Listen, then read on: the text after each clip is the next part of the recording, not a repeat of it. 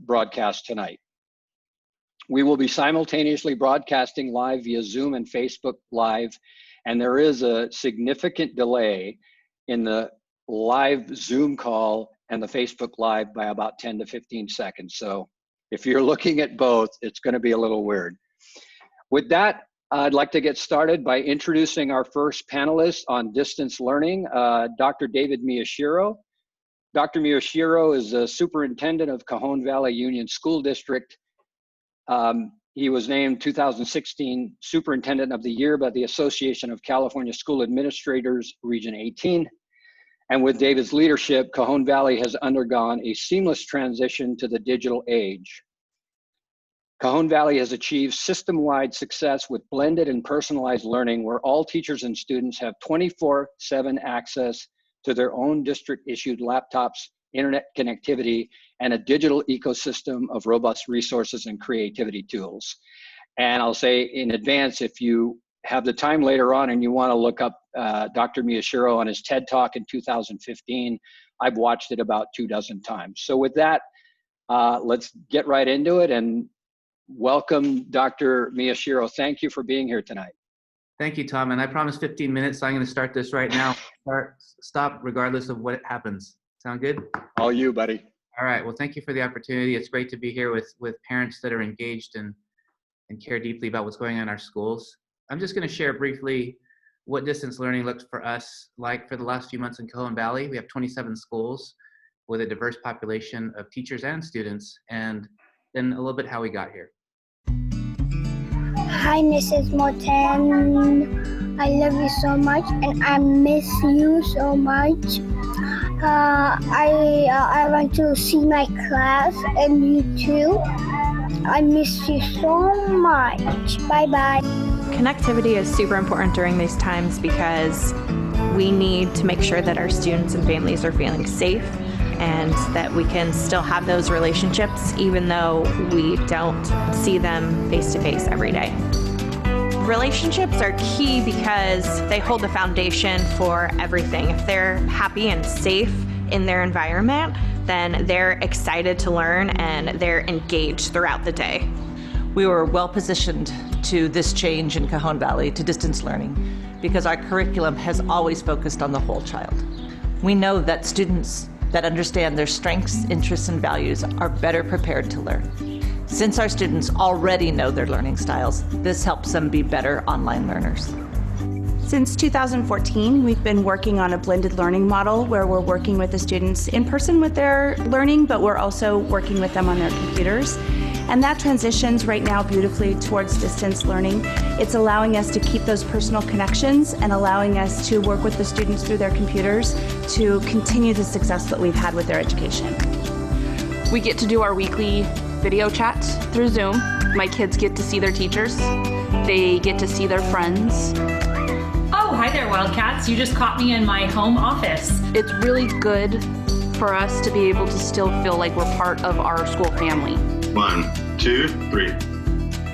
I really miss seeing my students every single day, but one way that technology has stepped in is allowing me to connect with my students and with my families so that we can really keep that learning path moving forward for our students. Hi, class. This is my art group for Friday, and A is for apple, and B is for ball. I'm really grateful our district has the one-to-one technology where each kid has a Chromebook at home so that they're able to seamlessly move from school to home. And so I don't have to worry about my daughter getting the education she needs. So as a parent, it takes off that pressure for me, knowing that she's still continuing her learning even though she's not in a classroom. Distance learning will include a playlist of basic skills, subject matter, and Cajon Valley modern curriculum, which includes TED Ed, computer science, social emotional learning, as well as world homework. So we will be able to monitor student progress and engagement using computer adaptive tools, while honoring the need for rest, play, as well as family time for all members in our learning community. Healthy relationships are key to bridging the gap in this new era of distance learning and will guide future student success. We will all get through this. Bye, guys. I'll see you tomorrow.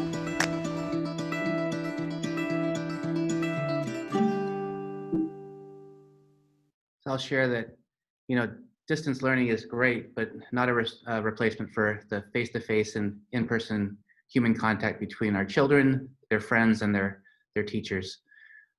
This is a great quote from our founding father, John Adams. You can argue that education should teach us how to live and how to make a living, and that it's not doing both very well, not just during COVID, but prior to COVID. And I share this story because when I first began as a school administrator, as a principal, I took over one of the lowest performing schools in the state of California in Fullerton. We were in program improvement back in the No Child Left Behind years.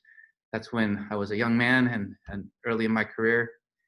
And they followed us. They followed, what if this school doesn't meet its test scores? What will happen when they take it over by the state? So we focused on language arts, math, and science like nobody's business.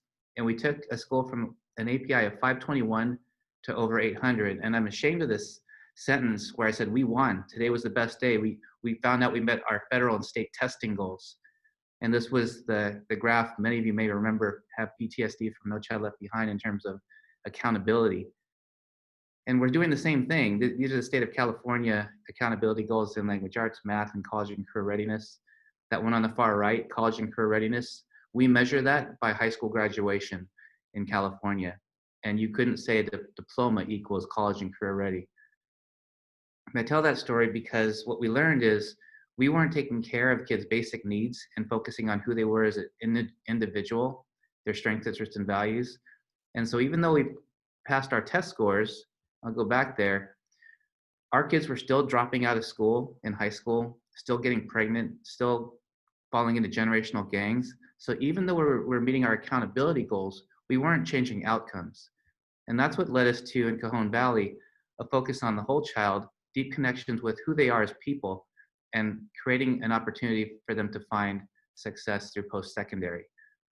Our modern school system was developed by the Committee of 10 back in 1892 by university heads. They designed it in the image of industrialization to meet the needs of industrialization. And if you look there, 12 years of schooling, 8 elementary, 4 high school, standardized curriculum, 180 days. Does that sound like school was pre-COVID? It is, and it's been the same for over 100 years. And so in our district, we started thinking about, what about the modern workforce? Are we preparing kids for that? And so I have to give credit to the 5 elected trustees of Cajon Valley who've given us the creative authority to move forward into the modern world with a modern school system. So this is the story. In 2014, we did town hall meetings at all of our schools and went out and talked to parents and teachers with open mic and talked about how technology is used in the modern world. This is our board president, Tamara, and then the 2 board members with her on the top right corner there. They retired and have since been replaced by 2 other trustees. But these town hall meetings with kids and parents led us to the invention of a blended learning academy where we asked our teachers, if you had devices for your kids to personalize learning, who would like to participate? And 90% of our teachers opted in the first year. And that was a great problem to have, but that was 900 certificated teachers that had said, we will have devices for all of our students, 15,000 students all at once. We couldn't do that all at once, so we created a blended learning academy where teachers could learn about both Common Core and digital learning through basically a distance learning model. If you look at how this is designed, it's like an online class where teachers can learn at their own pace with new technologies. And then it led us on this path to prepare teachers for the digital future and see the date there, July 21st, 2014. So our distance learning plan, we've had the luxury of an 8-year head start. And back prior to the internet and technology, if you didn't have a set of these, you didn't have access to information. But now that Al Gore has given us the internet, actually Tim Berners-Lee is credited with the World Wide Web, and the cost of textbooks are actually less expensive than the technology, are more expensive.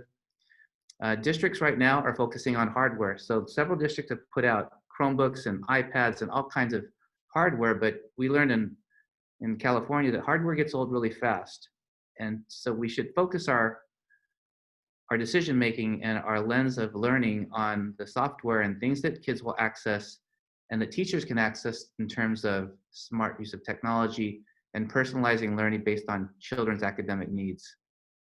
And so back in 2014, we said that technology is going to actually allow you more personal interaction with students in small groups and individual.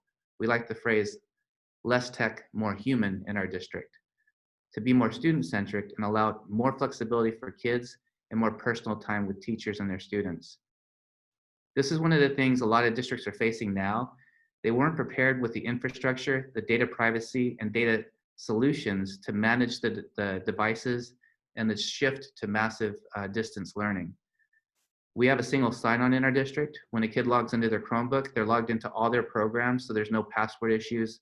It's very easy to use, user-friendly, and our kids have been using these programs for years. So from a parent standpoint, the only questions were, how do I monitor the progress of my child, and how can I be a better assistance at home? There weren't questions about sign-in and passwords and safety. Those things were figured out before we started our distance learning program. And these are some of the goals we set early on. And so what that looked like pre-COVID is, smart use of technology. Kids are using programs that adapt to the child's instructional level, both in reading, math, and in several of the content areas, so that teachers can use that data to pull kids in small groups into projects based on their progress, and to really spend time with kids on their needs. These are some of the metrics we put into place to measure student achievement in Cajon Valley.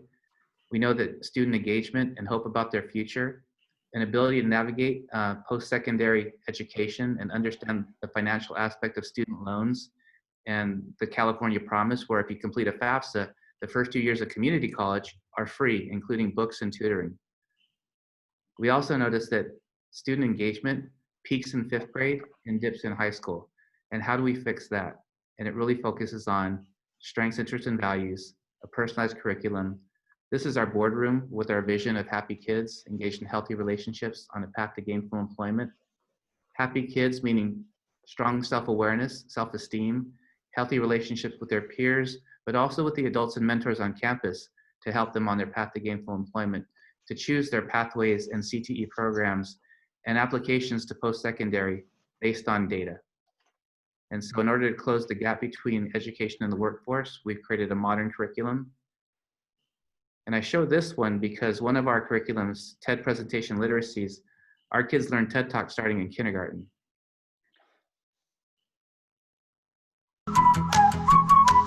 A bully's like a big grizzly bear, so when you see him, play dead. No, seriously, ignore the bully.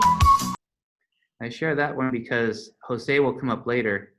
Jose was one of our first students that entered our TEDx Kids at El Cajon. And this is just a few years later at San Diego State, actually earlier this year. Jose Saavedra, who's a 4th grade student at Bastonia Language Academy in El Cajon. At a very early age, with the help of his 1st grade teacher, Jose discovered his love for public speaking. Jose has been very passionate about speaking and sharing on different topics that currently affect our community. And here's Jose. For years, there has been a sewage issue in our border between San Diego and Tijuana that have prevented us from enjoying our beaches with freedom and have also affected the population and nature of both regions. Los niveles de contaminación del agua en el río San Diego han aumentado enormemente en los últimos años.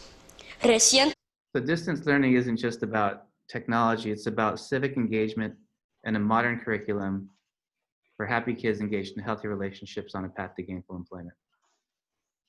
And there's 3 minutes left. That was 13 minutes. Good, because I have a couple of questions for you. By the way, I've seen that clip several times, and it just brings a big smile to my face and just makes me all goosepimply. Great to see that. A 4th grader. Incredible. So I have a couple of questions. So you said that, you've created an adaptive, blended, personalized learning environment. Can you talk briefly about what that means, especially in light of distance learning? Yeah, and this is a conversation we had with our parents back in 2014, because it's not technology for technology's sake. It's not about screen time. When you look at how technology is used in other industries, in healthcare, we haven't replaced the doctors or nurses, but radiology and assessments and surgery, things can be done much more efficiently and much more accurately because there's technologies to help with those things. And if we think about technologies in classrooms to help the teachers hone in on those learning outcomes and the curriculum that's necessary for that child, it gives the teacher superpower. Not just replace the teacher, it gives the teachers tools to use to better meet the needs of the students. That brings an interesting question up. And when you introduce this whole new concept of a digital learning academy with adaptive, blended, and personalized learning, was there pushback by your teachers, or was there a extreme willingness to get involved? It was great because teachers could learn all online. They could do it at their own pace. We created sessions where they could come to our boardroom and have in-person sessions with the same content, so face-to-face, or a blend. So we really modeled the behaviors that they would be using in their classrooms in terms of allowing students to work at their own pace, but also have that small group interaction with their peers or one-on-one with the teacher based on where the child was in their learning process. But you were challenging traditional education, and how was that received with your teachers? Go ahead. We created it with them because when we put out the RFP and said, teachers, you can apply with your grade levels, your content teams for devices, and 900 teachers said, I want it, there was no way to bring 900 teachers to the boardroom for training. So we said, we can say yes to all of you, but we're going to have to create an online academy and have you engaged in different paces at different times. And it took longer, but the lasting effects are evidence in our current programs and practices in our classrooms. All right, well, Steve is pointing at me, so I got to move on. Thank you, David, for doing your best to stay on time. I knew that I would make that difficult by asking a lot of questions. We'll get back to you later on, but right now I'd like to introduce Lallia Allali. Lallia is a leadership coach and a member of the San Diego Union Tribune Community Advisory Board.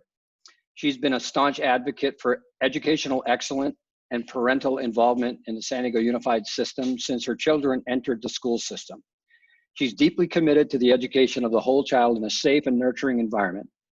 She's been a very strong voice for countering bullying, improving school climates, and bringing to light bigotry focused on the Muslim student population. Her most recent accomplishment has been the creation and publishing of Born Here, a beautiful pictorial essay of the Muslim American life that challenges readers' preconceptions. She is also the author of a UT commentary just last week called 5 Ways to Ensure Distance Learning Doesn't Leave English Learners Behind. So with that, I'd like to introduce you and turn it over to Lallia. Hi, Lallia. Hi. Thank you, Tom, and thank you for Quality Education for the invite. So I want to add that I am the DLAC chair within San Diego Unified School District, which means I advise the Board of Education and Superintendent on the programs and services provided for our English learners. So as you might know, who are the English learners? So the English learners they are the students who do not speak, read, write, or understand English at grade level. So when they enter the school system and they get tested on their English proficiency, so maybe they don't meet the criteria of being fluent in English. The English learners, they have a civil rights. So the schools and the people in charge, our education leaders, they must provide the right services for our English learners. I can give you some statistic about our English learners. So in the whole California, we have about 19.3% of the students who are English learners. In San Diego Unified, we have about 24% of the students are English learners. So in San Diego Unified, we have about 27,000 students who are identified as English learners. In San Diego Unified, we have about more than 60 languages spoken in our district. So talking about distance learning, I shared with you, Tom, it was a report by the US Department of Education that was released in December 2019. So this report basically reveals that the online resources or digital resources that are used in our schools are not specifically designed for the English learners, which means that's prior to coronavirus, which means we don't have the right resources, online resources for the English learners. Wait a minute. I'm sorry. I have to interrupt. You mean to say that before yes, the school shutdowns, there were limited correct, resources and reduced resources? Correct. You had mentioned that there were, in the past, 49 English language support teachers in every school, and has that changed? Yes, that's because of the budget cut. So it depends on the school district, how they design the support for the English learners. So being part of San Diego Unified, in the past, we used to have English language support teacher in every site to support the English learners. And then because of the budget cut, the ELST, or the English language support teacher, was per area or per cluster. And then we have now a new model on how to support the English learners. So for sure in Cajon Valley, they have like a different model. So it's up to the leaders based on the kids, on the language spoken, on the money.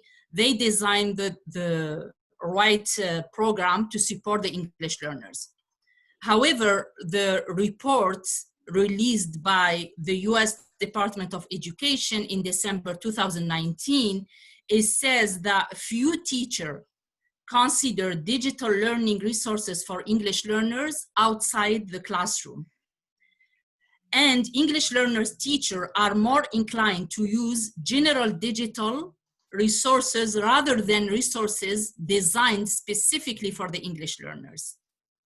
What does that mean? They use specific resources versus what's been designed. Sorry, I want to be. So there is a difference between a student who is fluent in English and a child who is struggling.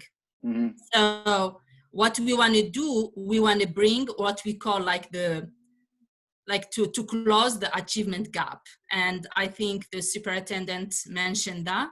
So how can we do that? By providing the right services for the English learners. So we want to bring them to the level of being fluent in the language. But if you need to provide the services and they've already been reduced because of funding cuts, the English learning community must be very disadvantaged as it pivoted towards distance learning. Is that correct? Yes. So 2 weeks ago, the governor in his speech said, so because of the distance learning and because of the current situation, the students who are in poverty and the English learners will be most likely 6 months to 1 year behind their peers. That was a statement for our governor.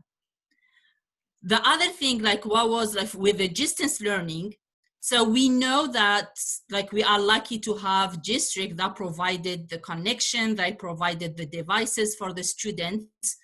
But however, there is the problem of language. If the kids that are not fluent in English, they cannot do their homework. They need the support. The other thing is, what really hurts the English learners is if they are at home, so there is only their home language spoken, which means there is no exposure to English.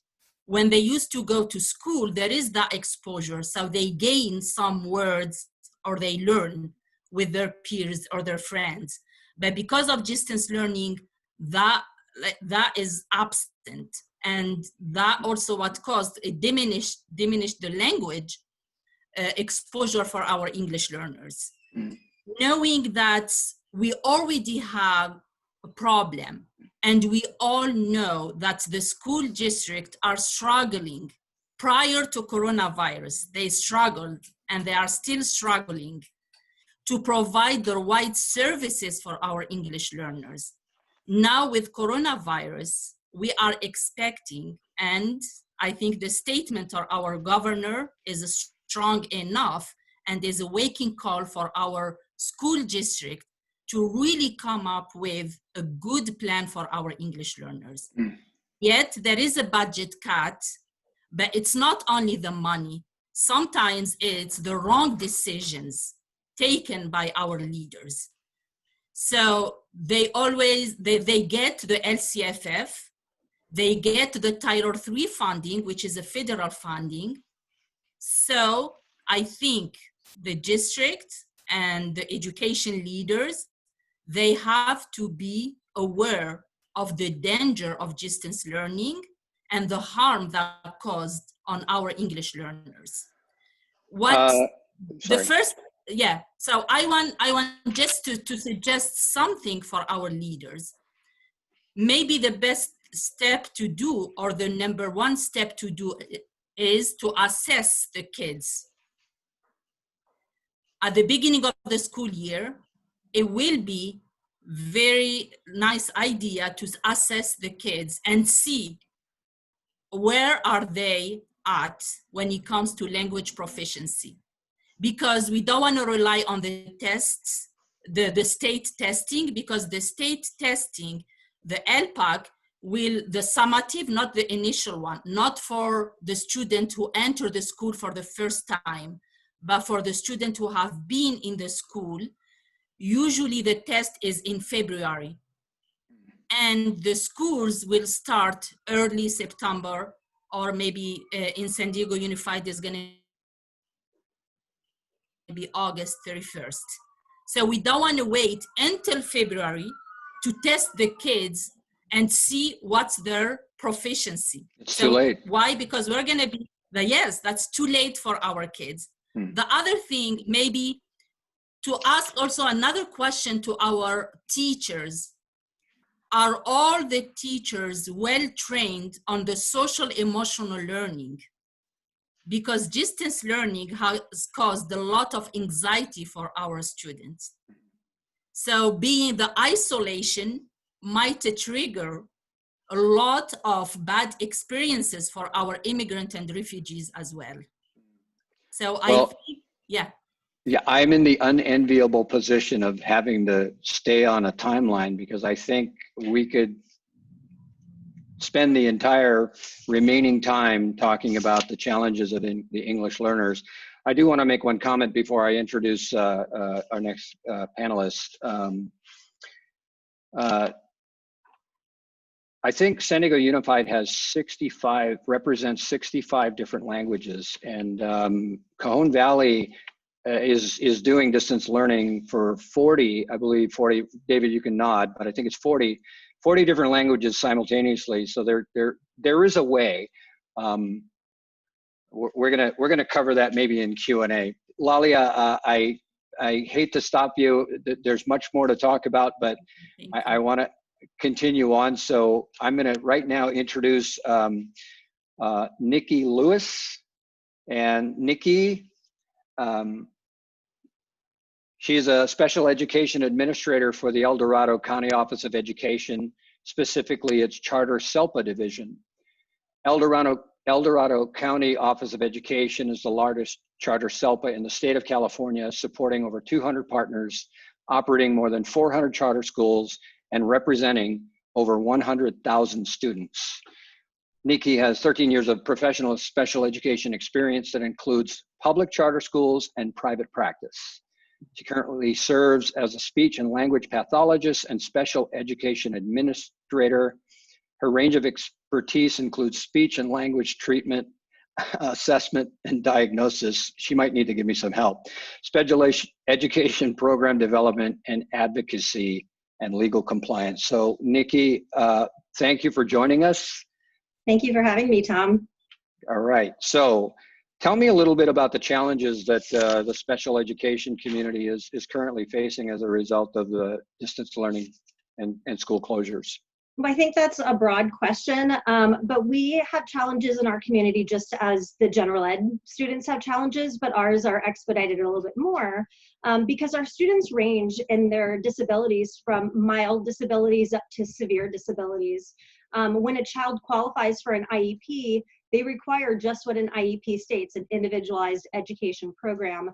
And so now that you've changed their program to virtual learning or online learning, you're now asking them to be almost responsible for their education, or at least it creates some more dependency on them as a student. And these are students that require that individual learning process. So this can be very difficult for them because not only are you changing the program that was required for their educational capacity of learning, but now you're asking them to change their learning environment. So I mean, this is a huge, broad question that can be answered in so many different ways, but they are struggling, you know, both educationally, but they're struggling at home. It's just a big change for our students in special education. So let me ask you this then. Why do distance learning services look different from school to school or district to district? Yeah, and this is a question that parents often ask, you know, why does my student not receive as many Zoom calls or as many services? Or why does my student's services look very different in a big district than say in a smaller charter? And we have to look at the different entities that exist in education. We have the big districts that service hundreds and thousands of students with special educational needs. Whereas you have some smaller charters that have less than 100 students that have special education needs. So when you look at those needs and the impact that causes the staff and professionals, you have to figure out, you know, what is it that these students need in order to support their educational process. And this can look very different depending on the entity that they reside in and the resources really that the districts have to offer. Not to mention, many parents, they didn't go into education. And so asking a parent to educate their child, some parents just, one, aren't willing to do it. Two, don't have the capacity to do it. And three, it's not in their culture or their environment to be able to do it. And so there's a lot of different factors that come in to play when it comes to the amount of services that are provided to each student. What's considered equitable access for students with disabilities, for example? And that's hard too, because really what is considered equitable access is whatever is access to our general ed students should be access to our special ed population as well too. That really is equitable and fair. So if you're providing a virtual learning platform in your district or your charter for your general ed class, it should be provided for the special ed students as well, if not even more. So at least at the minimum, it's where the general ed students are provided, special ed is also provided. But I've talked to some parents throughout the community and those with children with special needs, and you know, one size does not fit all. I mean, you've got some students that you know, they may be very severely autistic, and trying to deliver specialized educational programs is vastly different than maybe your mainstream student or a child with a mild IEP. Is that correct? Yeah.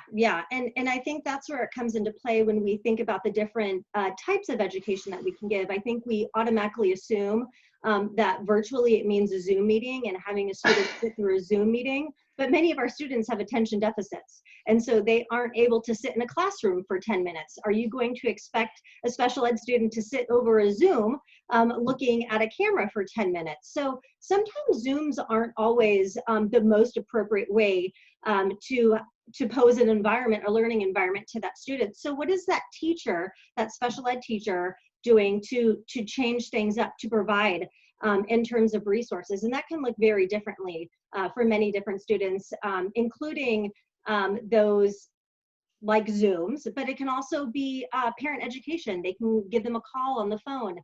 They can provide resources both virtually, through email. They can even mail home services. So they have to be creative in what is considered appropriate for that student, because even if a teacher has one classroom, every student may learn differently in that classroom, and virtually that could look the same as well too. So what works for Johnny may not work for Katie.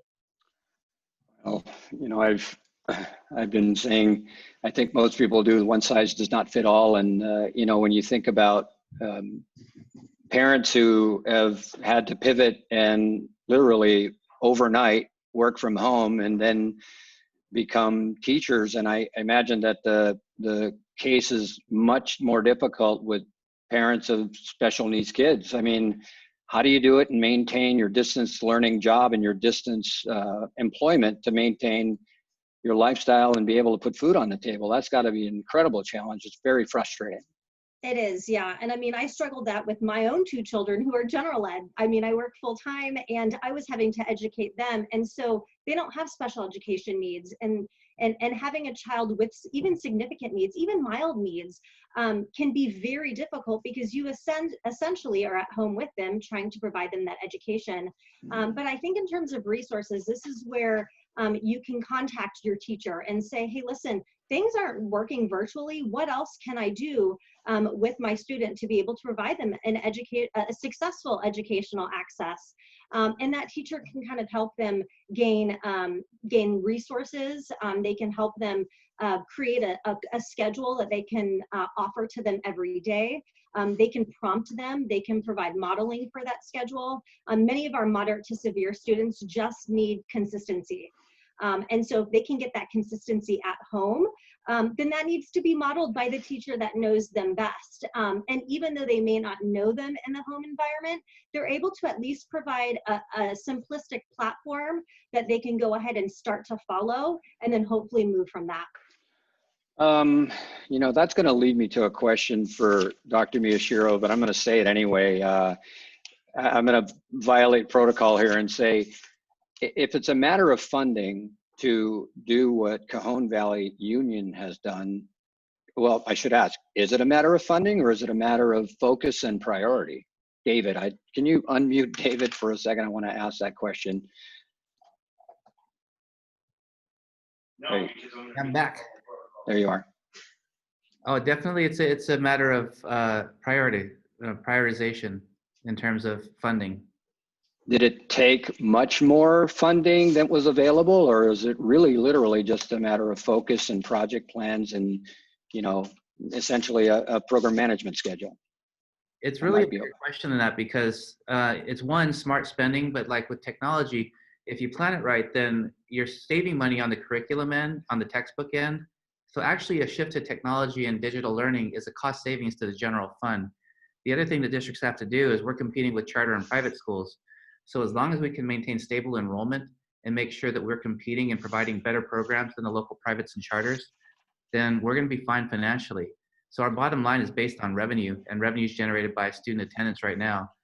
And so from a business standpoint, we've managed our business very well to afford the programs and opportunities for our kids.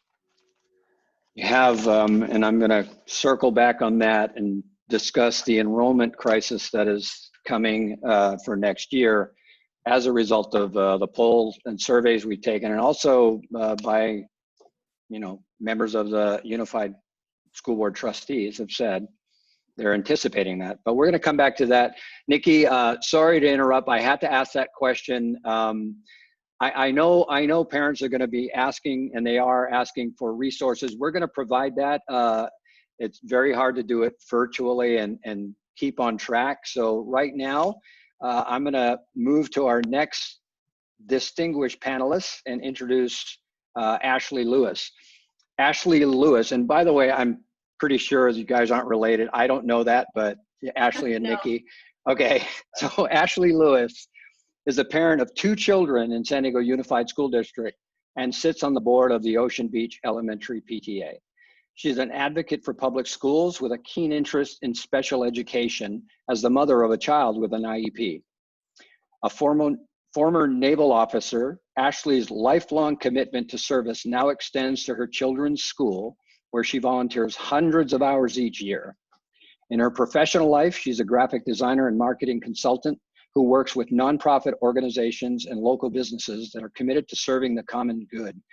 Ashley, you're kind of representing the parent perspective. I watched you on the KPBS forum, and I had to invite you back to our forum. So thank you for joining us, and why don't you talk to us about your perspective and some of the things that you've been learning with respect to distance learning and the challenges that our families are facing today. Sure. I mean, I can speak to my own experience and just, bits and pieces from what I've heard from families, but obviously I'm not representative of every parent in the district. My kids are in San Diego Unified, and, listening to El Cajon, it sounds like they were ready to go, and it certainly was not that way in San Diego Unified. It was in the course of a week, we basically left for spring break and then never came back to school again. So over the course of spring break, teachers had to suddenly pivot and figure out how to reinvent their approach to the curriculum. They had to transition to a completely new way of teaching, which was dependent on technology, which is honestly not the strong suit for most elementary school teachers in my experience. They were being asked to use new platforms that many of them had never used before. I mean, a lot of the apps and things that my kids were using were things that they had accessed in the classroom before COVID. Things like ST Math and Raz Kids and Seesaw, they had been used to some extent before the pandemic, but it was just a completely new way of trying to deliver the curriculum. And so eventually over a few weeks, we kind of got into a groove where both of my kids, I have a first grader and a third grader. And so both classroom teachers would send out a weekly calendar telling us basically what needed to be done for the week. Each kid was getting maybe 2 to 4 hours of Zoom instruction with their classes over the entire week, which I felt was quite inadequate. I mean, I don't think that's nearly enough time to connect with all the students in a classroom, especially when it's one teacher talking to 25 students on a Zoom meeting. There's just not a lot of back and forth and not a lot of individual engagement. So, I mean, between my two kids, my first grader actually handled it really well. She's extremely self-motivated, and she would just take her calendar and check off all her things, and she would come find me. I've worked from home for years, so lucky for me, that transition wasn't as shocking for me, but having to be a homeschool teacher at the same time that I'm doing my job was definitely a difficult transition. Luckily, my first grader handled it well, and she would come in and ask for help when she needed help, and for the most part, she was pretty independent. I can't speak to how much she actually learned over the 3 months, but at least she was occupied and she got to see her friends on Zoom, and she was kept busy, if nothing else. So my older child has an IEP. He's autistic and has ADHD, and he is not able to sit and do his own learning on his own. And the only way he was going to get anything done on any given day was for me to be engaged with him the entire time, which basically put me in the role of being like the special ed classroom aide, which I'm not getting paid to do that job. I had to take time out of my own career so that I could be there for him and help him get his learning done. And I mean, I had to cut back on my own hours. Luckily I'm a consultant. I control my own schedule. I'm privileged enough that I can afford to cut back on a little bit of income without it being a crisis for my family, but it still is, it's impacting my career, and it's setting me back in a way that I think is really unfortunate. So, it was really challenging, and it was just this constant battle trying to get him, even though the amount of work that was being assigned over the course of any day, it was maybe, if you were like a really serious student and just buckled down and got it done, you could get it all done within 2 hours easily, but he was not able to get it done that quickly. It took all day to get through what was expected of him. And so I just want to emphasize, it's just an absolute necessity to have parents engaged in the process, and it's a huge burden on parents to expect distance learning to be successful. And it's not going to work for every family. It is not sustainable for families where the parent has to work out of the house, where they're not even home during the day to help their kids. I talked to one mom from our school who's a checker at Whole Foods, and she was just in tears because by the time she got done with work, she would have to battle to try to get her kindergartner to try to do her schoolwork. And it was just like, that eats into the quality time that we're supposed to have with our children to actually enjoy each other as a family. And instead, we're spending part of our day doing our actual jobs that pay us money, and then the rest of the day is spent on school, and there's no time left to just enjoy being a family.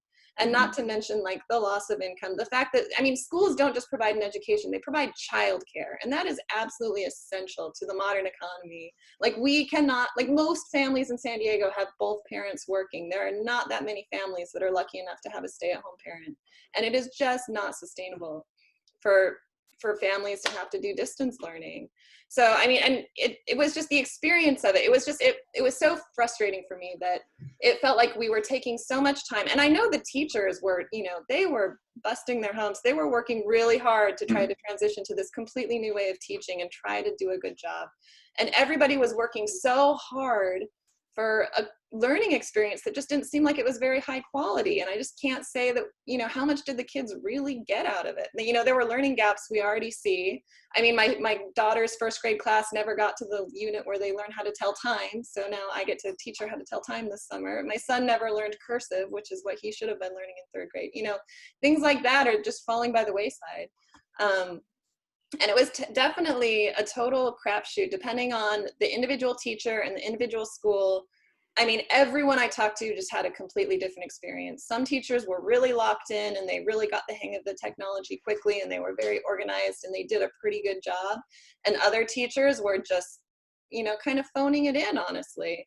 And part of the problem, I think, is because San Diego Unified was telling everybody that it, you know, there was no grading, right? So even if you didn't do anything, your grade wasn't going to go down. So at some point it just, you know, you kind of say like, I don't need to do that. It's not worth my trouble today to worry about this assignment that my kid is fighting me on, you know? So it was just such a disappointing experience. And the thing that was the most disappointing for me was the lack of special ed support, honestly, from the school district. My son would normally have services in the classroom where he would get assistance in the room with his work. He would get occupational therapy and speech therapy. And the only thing that managed to keep going was speech therapy, which luckily they were able to do that over Zoom, and he still continued to meet with his group of students. And I was very pleased to see that that was still happening. But, you know, occupational therapy got reduced to, here's a list of activities you can do with your kid when you have time. And our resource specialist made herself available for office hours. But I mean, after all the time it took me just to help my son with his work, for me to then identify, well, what is something that she could actually help him with over Zoom that I think he will, and that I have to schedule another Zoom lesson into our day. And it's just one more thing on top of an already very hectic day for me. It was just, it just wasn't working.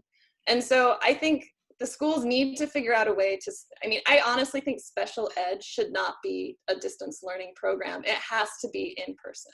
You have to deliver those services in person. And if, you know, especially when the schools were closed, if the special ed students had been the only students in the building, there would have been no issue with social distancing.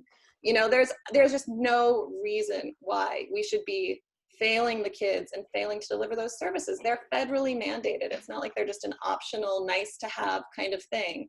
I saw a report on NPR. There was a survey that like only 1 in 5 students with IEPs were getting all the services they're entitled to during the pandemic. Like 1 in 5. That is terrible. And that's a nationwide, but I think in San Diego it's probably about the same. So now we're in the situation where we're kind of waiting to see what next year is going to look like. I'm just full of dread, honestly, because, you know, in San Diego Unified, they've told us we have 3 different options. You can continue doing distance learning, which I have no idea what that's going to look like. If it's the same as what we did in the spring, I don't think they do either. Yeah, I mean, no, and they're not being transparent, and they're not enrolling parents in the process of, you know, getting feedback on what works and what doesn't. They're not telling us, and none of the teachers even know what to expect. And the teachers are going to be expected to start on day 1 teaching in a new way that they don't even know what that is yet.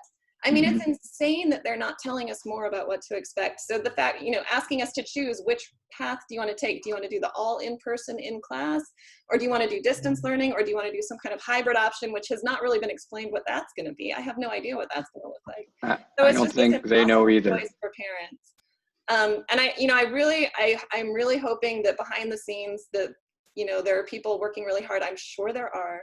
But they need to be identifying best practices. They need to be surveying parents and teachers and students and finding out what actually works and what are the best ways to reach families and students using these new methods. Because so many teachers just, like some teachers really did great and others did not. And there needs to be a sharing of knowledge and a sharing of information. And there needs to be a ton of training for teachers about what is the best way to teach in this completely new way, and how to use all these different platforms that, you know, and they're probably going to be even more in the fall, I'm sure. You know, there needs to be such an investment in training and like really getting people up to speed in this completely new way of doing things. I think there needs to be more in-person instruction. I mean, not in-person, but if it's going to be distance learning, there needs to be at least more time face-to-face. If it's through a screen, that's okay. But there needs to be more time with teachers talking to students. There needs to be more small group instruction so that it's not just, you know, you're looking at 25 faces on a Zoom screen and never getting a chance to talk. There needs to be like an emphasis on making it equitable, because, you know, there are so many families. You know, I talked to another mom who has like, she's a single working mom and she has 4 kids and they live in a 900 square foot apartment. Like, how are those 4 kids supposed to even find a space to learn? And how is she supposed to help all of them? It's just not working for people. It is not working. And I tell you what, you undersold yourself as a parent representative, because I think you clearly articulate and express. I saw it on KPBS, and I'm glad, because you know, there's a lot of comments going on right now from parents. I think of my daughter. She lives in Oceanside. Her 10-year-old is graduating 5th grade, and she works 2 jobs remotely. So it's very difficult to make ends meet and also be a parent. So I hear you. I'm gonna have to, I wanna move on because I wanna make sure we have time as a group, as a panel, to answer or field some of the questions. My gosh, Ashley, you undersold yourself. All right, so right now I'm gonna bring on our last and certainly not least panelist. I love how she describes herself. She is a rocket science and a ballerina. She's amazing. She works, she has an MBA, lives her life on purpose through her company, the STEAM Collaborative, which focuses on science, technology, engineering, math from an artistic perspective. Originally from Detroit, Michigan, which, by the way, she's in tonight to make this meeting. Thank you. Ms. Jasmine graduated in aerospace engineering from the University of Michigan, now in San Diego. Her focus is to educate girls and African-American students in dance, math, engineering, and entrepreneurship. I'd like to introduce you now to Jasmine Sadler. Hi. Hello. Hi, everyone. First, I just wanted to say all of the panelists are amazing. You all have taught me something new, which is awesome. And then I wanted to acknowledge Ellen Nash, who actually connected me with UTK to speak on behalf of the Black Ellen in Political Association of California. So thanks for having me. So, tell us a little bit. I did, Steve. We got a couple of slides. Give us a sec. Oh, am I supposed to put them up? Maybe. I thought she would share a screen and do it. Can you share them, or shall I? I can share them. Perfect. Yep. We're agile. Yes. I know you know what that means.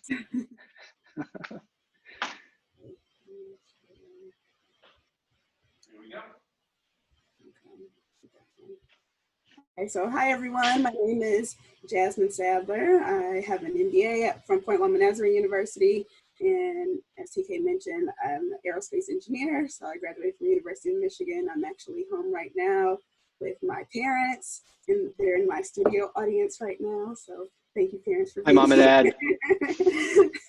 But I'm the CEO and visionary of the STEAM Collaborative, so I work with adult program leaders of youth organizations.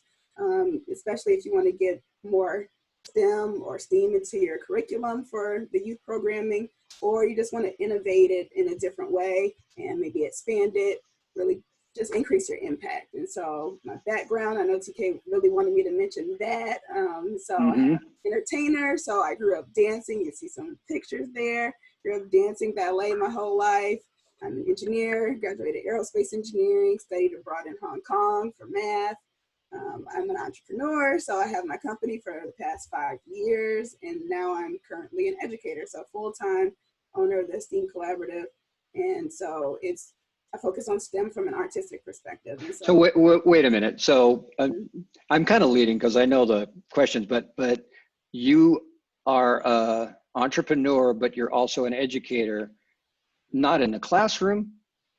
Right. So I focus out of school time. And so I know Nicki kind of mentioned it earlier, you know, when the classroom or the distance learning isn't working, to reach out to the teachers and maybe find out an alternative solution. And so the out of school time, that's what it's called in San Diego usually. We've been doing it for a while where it's— You must be a little busy right now. Yeah, yeah, definitely busy. I mean, but definitely in a lot of seminars and workshops like this, because we still need to know what's going on in the school system to know how we can best support it outside of the school time. And so now it's becoming a lot closer. I guess that gap is becoming a lot closer because a lot of the things that I usually focus on, finding things around your house, finding objects that you can use to actually learn a lesson, now teachers are starting to do. And so it has expanded how students are learning. I mean, even just being in Detroit, growing up here, I was in an engineering program and got exposed to a lot of different things that I didn't get exposed to in the school system.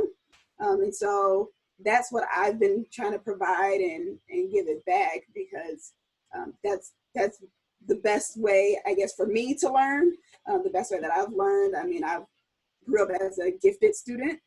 So, so can you give me an example of what it is that you do and how maybe the shift to distance learning, I don't know if it really applies because you're typically outside the normal classroom, which would be recess and after school and before school and additions to that. But how different is it now that, you know, schools have closed and we've shifted to a distance learning model for you?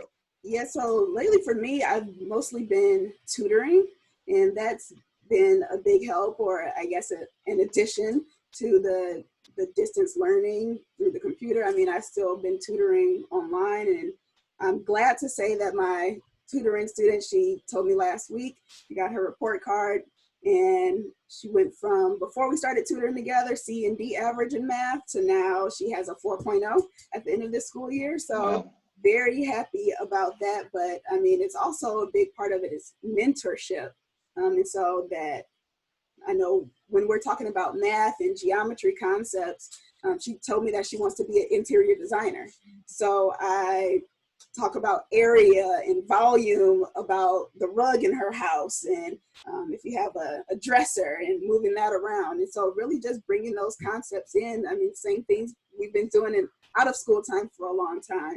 And so similarly, like in the classroom, where if you're teaching a lesson on something that's porous or something that can soak up things, you know, the teacher may have a sponge and a rag or something like that, and then kind of have that lesson. But now when you don't know what's in the student's house, you're like, find something porous, and then it adds to their curiosity and like. Oh, so you're doing that virtually?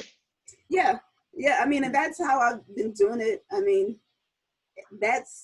some things have changed around that, but yeah, I mean, out of school time, that's been a thing we've been doing for a while, I guess, on distance learning or doing workshops and presentations, being able to do it virtually to different states and different, I guess, countries. So yeah, it's been something that's not as new in the way that I guess we have been educating children.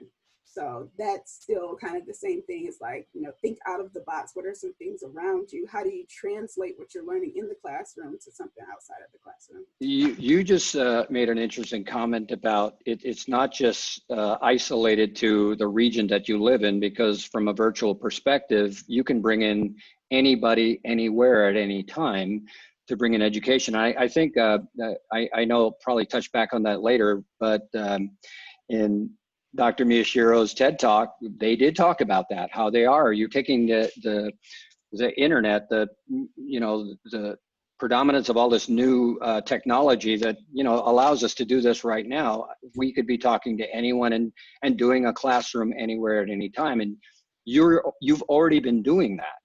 Right. And so I mostly work with the adult program leaders.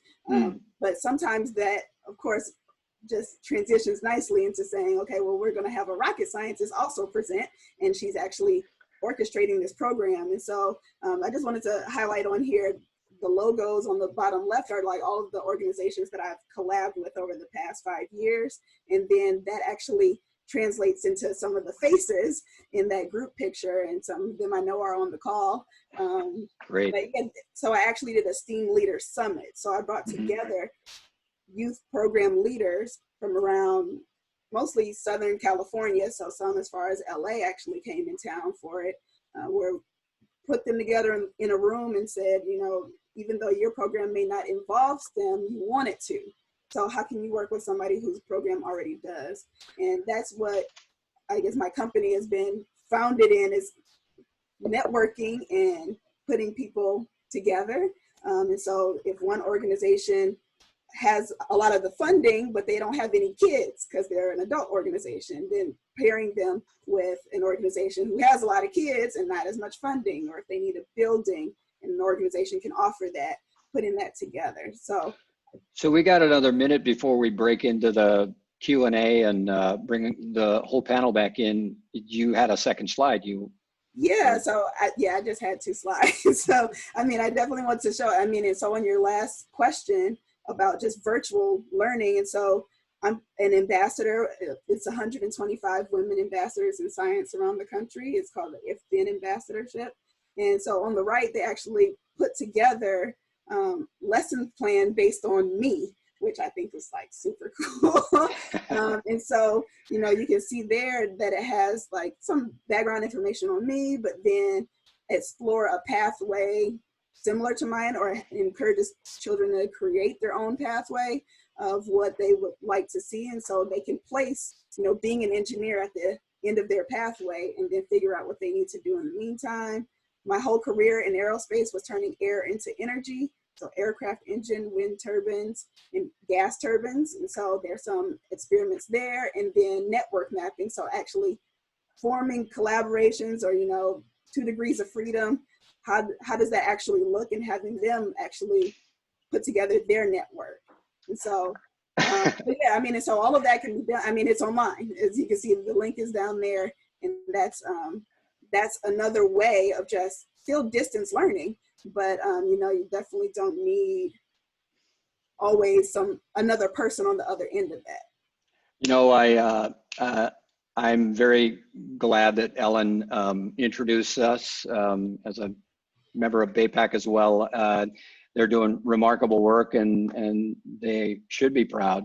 But I have a affinity for engineering nerds and artists.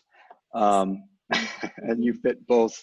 So thanks. Hey, so right now we're gonna ask some questions, and I'll direct it to our panel. So Stephen, could you, yeah, there you go. Man, you're faster than me. 40 plus years in broadcast showing. So one of the questions that was asked, are there metrics for the success of distance learning for San Diego Unified? Who do I ask that question of? Maybe I shouldn't say distance learning for San Diego Unified. Let me ask this, are there metrics for the success of distance learning, Dr. Miyashiro? For this, we measured by participation. And so every child in our school district had their own laptop for their learning. We issue them in kindergarten and they keep them. They never turn them in, or actually they get refreshed. But so we were able to get 98% participation, which is good. It wasn't immediate. We found that we had to help with broadband and Wi-Fi. The other thing we used is metrics from our adaptive learning programs. So you can measure when students were logged into their reading and math programs, and we can actually see their growth over time. And so parents and teachers were able to share that feedback with each other and progress monitor.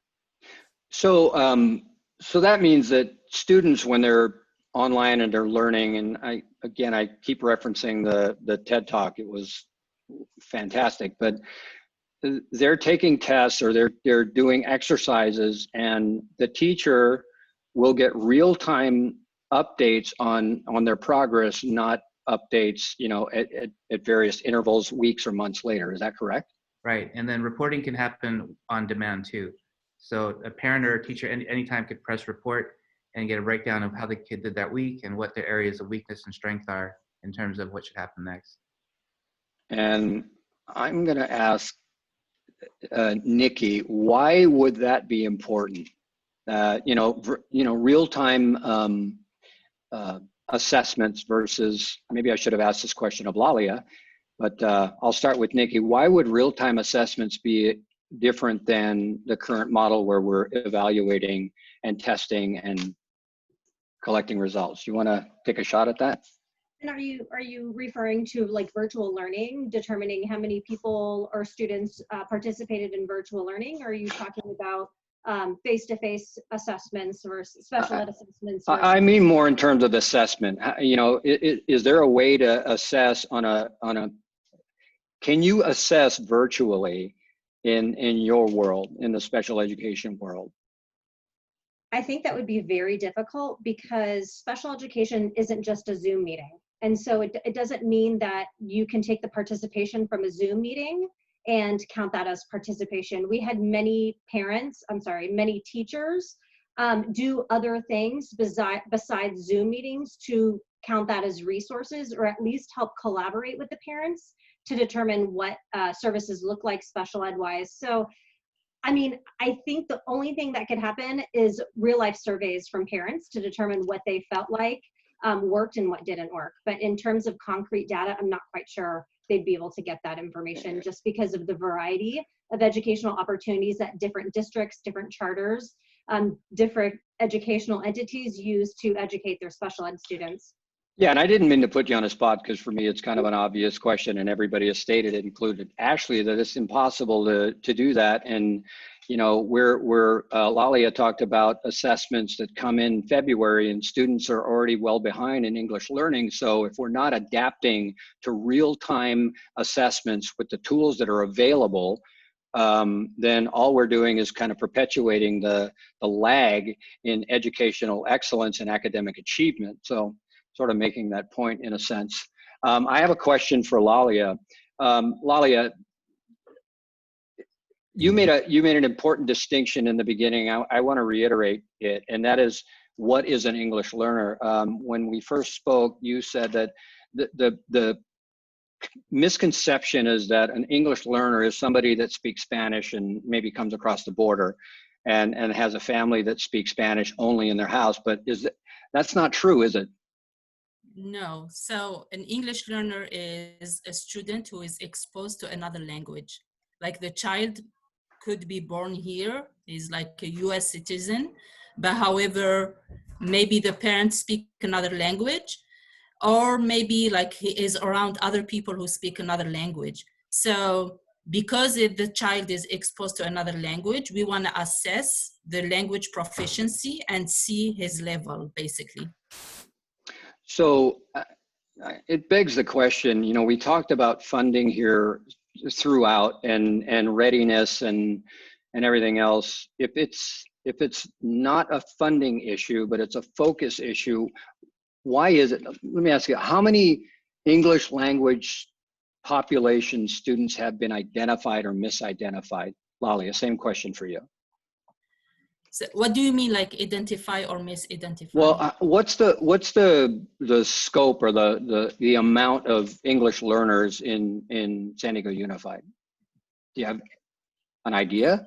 The number of English learners in San Diego Unified, we have about 26,000 English learners, and they come from different backgrounds. So we have, I mentioned earlier that we have about 65 languages spoken within San Diego Unified. So I know it's like a very diverse group, and there is like different need for our English learners. But however, the school district, they have a moral and a legal obligation. They have a moral and a legal obligation to provide the services for the English learners, because they get the LCFF, they get the Title III funding to support the English learners. I want just to comment about the distance learning. So you ask the question, what are the metrics to assess the distance learning? I don't see it that way. So at the beginning of the school year, as a district, we had goals for every child in the school district. So we have to meet our goals. It's not about how to do it now within this situation. I know it's a very hard situation, but we shouldn't compromise our goal just because we had to switch to distance learning. The question is, what can we do within the current situation to meet the goal that we already set for our students? So if there's someone commented that the misidentification is about 25% of the total EL population. So 1 in 4, 1 in 5 of every San Diego Unified students would be classified as an English learner.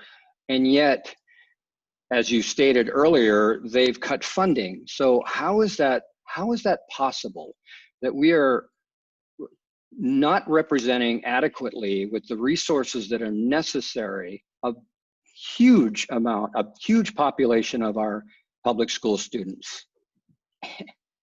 What do you think, Lallia? I remember like a few years ago, we used to have a site support for the English learners, and then we were hit by the cut. However, we did what we call the cluster. So we had a person in charge, the ELST, the English language support teacher, was in charge of the 4, for example, schools that are in the same neighborhood.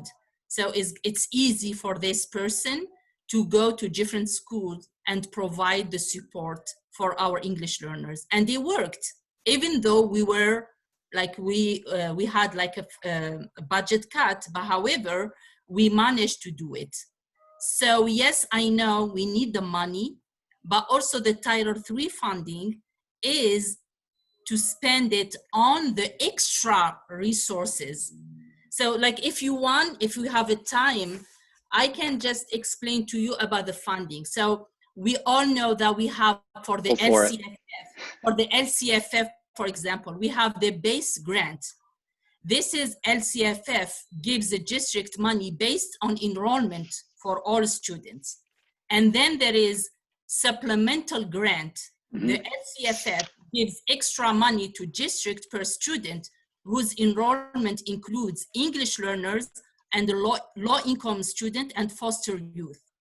And then there is concentration grant. LCFF gives additional money to districts who have large number of English learners, low income and foster youth. On top of that, we have the Title III funding, which is the federal funding. So there is money. But is it being spent properly? Because if in the past you had 49 English, hold on, make sure I get my terminology right that you gave me. If in the past we had 49 English language support teachers, and now it's been cut to 37? Yes.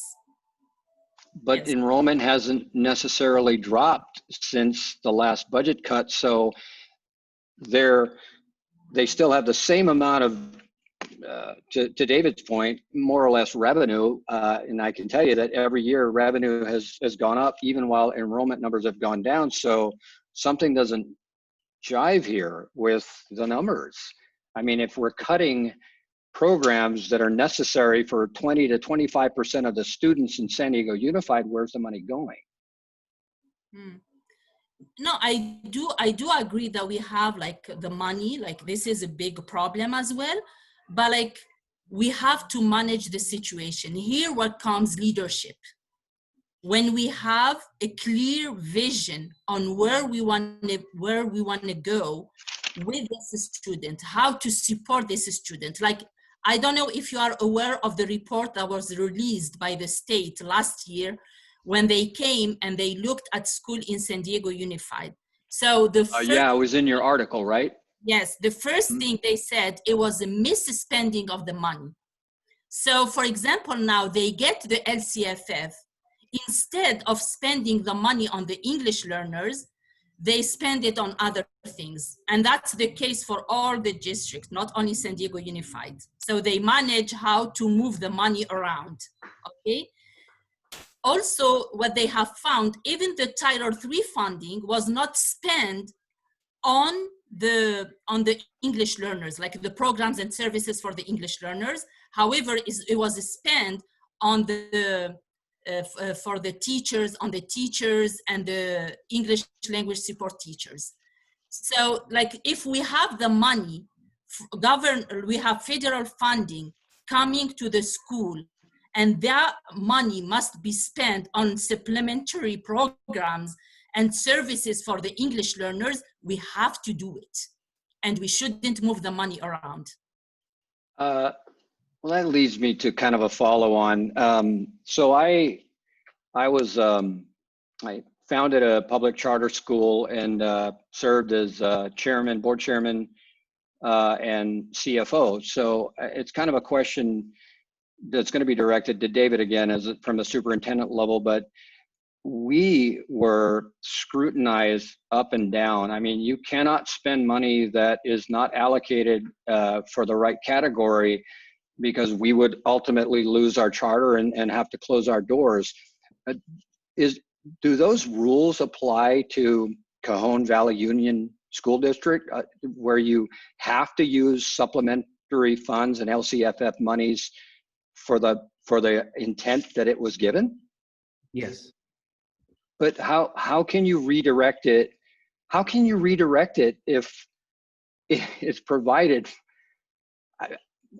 Is it a crazy question to ask? How is that possible? It's better than it was when it was categoricals and they were very specific. So there's a little bit more flexibility, but the idea that the funds are supposed to be spent on the students that they were designed for, we think that's a good thing for both special ed and English learner populations.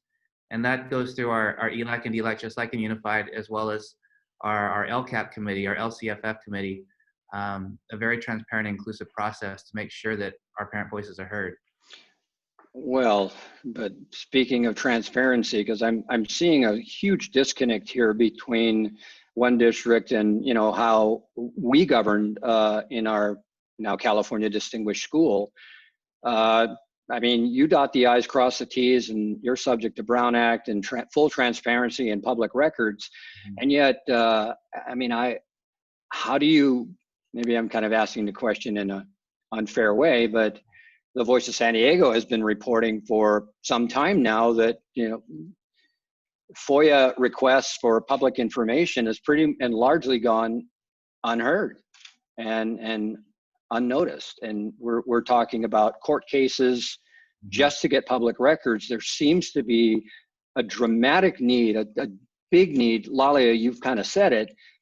It's leadership. Our leadership needs to be transparent and open and focused and deliberate about where money is being spent and honest about where the money is going, because I'm not hearing that. 20% of students aren't getting the funds that they are due. And as a result, the English Learner Program is a year behind. Students are a year behind and counting, and that's not from me, that's from the governor of California. So something seems a bit off here. Yeah, so in our district, we created a family and community engagement office, Tom, and that was a response to our ELAC and DLAC, where we hired community liaisons that spoke a variety of different languages to communicate with our 40+ languages. And we concentrated with Farsi, Arabic, Spanish, and English. Those are our primary languages. And just to comment on Nicki and Lallia's points about meeting our students' goals, a lot of our goals for our special needs and our English learner students are social, and they require peer-to-peer interaction and the touch of a teacher and the interaction with choral singing and groups and lots of things that you just can't replicate in distance learning, which is why we're getting our kids back on campus as soon as possible. But yes, Nicki and Lallia, our kids need to be back with their peers and in their campuses and doing the social things that aren't necessarily prescribed as academic, but certainly make a huge difference in their social emotional well-being and their success in their academic programs. Okay. I got a note from Steve to stick on the distance learning topic, so I'm sorry going about to do that right now. That's me. Sorry. They're Parents for Quality Education. We're dealing with a lot of different issues, and I'm going to stay focused, Steve. Thank you very much for the reminder. Ashley, I have a question for you. Can you sort of touched on it, but what's a typical day for you and your students? And could you unmute Ashley, please, sir? My bad. Oh, yeah. Yeah, No, give me a note, I'll was- give you one. That was my fault because my dog started barking, so I muted myself and then I couldn't unmute. I sent mine away. So a typical day for us, we would normally start our learning at about 9 a.m. and the kids, like my son had his daily Zoom call at 10 most mornings, and then my daughter had a Zoom call at 11 most mornings. And then I would write out my son's list of here's everything you have to do today. I would write it on an index card because that is the way he wanted it, and that was what he got used to, and it worked for him. So, and then we would just go through one thing at a time, and I would sit with him and help him with an assignment, and then he would go get a recess break and jump on the trampoline for 15 minutes, and then he would come back and find me at my desk, and then we would go and do the next thing. And I mean, I wish I could say it actually worked that smoothly because it was a lot of prodding from me and getting interrupted to make snacks and doing everything else. But it was just bouncing between two different kids. It was a lot. And families with more kids have even more on their plate. I mean, trying to keep track of just even what two teachers are doing felt like a lot to me. And hearing from some of my friends who have kids in like junior high and high school, I mean, for those parents to try to keep track of what so many different teachers are doing in each of their classes for multiple different kids, I mean, it is a nightmare. It is so hard for the parents to really be on top of all the work that's required. And without the parents being on top of it, really like no learning is happening. And that's what I just kept hearing over and over again from every parent I talked to, like no learning is happening unless the parents are involved. Hmm. Well, that is definitely a big challenge. Jasmine, I have a question for you because we've got maybe 5 more minutes before we close, and then I'll tell you about an upcoming event in September. But Jasmine, what are some resources that parents could use today for outside the class learning? There's a lot of good ones out there. And so in the chat box, we mentioned Deep. They're actually doing a summer reading series. So that's going on right now. You're very proactive. So, yeah, and so I actually participated and recorded a video. So I'm part of the series as well. And then there's also a series going on at I think Biocom is doing one and Scripps, but then there's just like a lot of different remote ones as well. And so Khan Academy, everybody loves it. I mean, so it's a lot of good information there, but a lot of students just really love YouTube. And now with a lot of the age protections on YouTube, where you have to classify if your video is intended for youth or not, I think that's made, YouTube a lot more, I guess, accessible or less worrisome for a lot of parents. And so, if you have students, I mean, when I did something at Scripps Institute of Oceanography, one of the students was out there Googling about stingrays and different things like that, and like pulled up a YouTube video. And so he didn't even know how to spell certain things that he was looking at, in a microscope, but he would either voice say it on the phone or just type in something close, and then the text will come up for the rest of the word. And so kids are very, very functional with technology.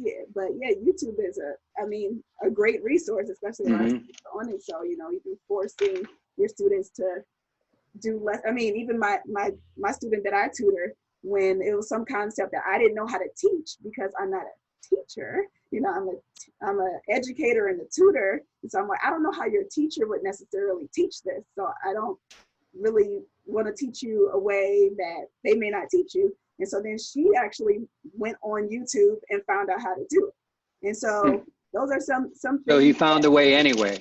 Yeah, and so she shared it with me, and so then I got to keep bringing it up anytime we ran into a similar problem like that. I was like, remember how you taught me? That's how we should solve this problem. That's cool. So that really, you know, just empowered her also of, you know, teaching her parents or, you know, what she learned that day. And then especially when she got the 4.0, that was like, that's great. pretty amazing.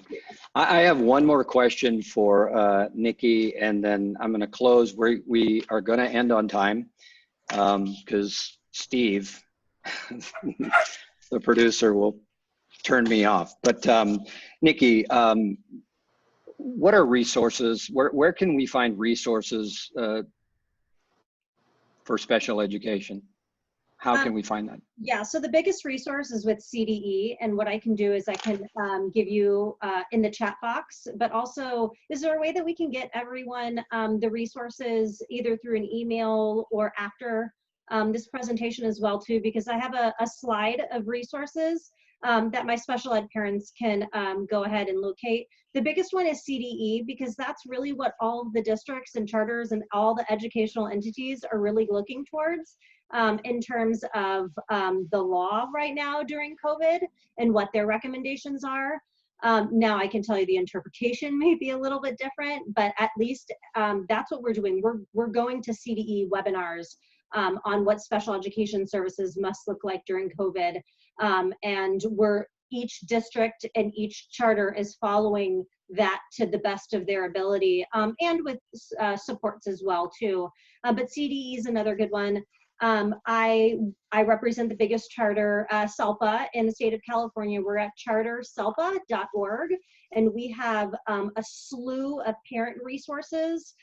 We also have resources for our special ed teachers in terms of what CDE is saying, and kind of breaking it down to them of what it needs to look like as well too. So parents, you have resources there, and then if you want to look to see what we're providing to our teachers as well, we have a plethora of supports as well and resources. I'm getting my 1 minute cue. So we're going to provide the recording on our PQE site in the next day or so, and we will also consolidate a lot of the resources. I just want to take a moment first to just thank each of our panelists, Dr. Miyashiro, Ashley Lewis, Nicki Lewis, Jasmine Sadler, and Lallia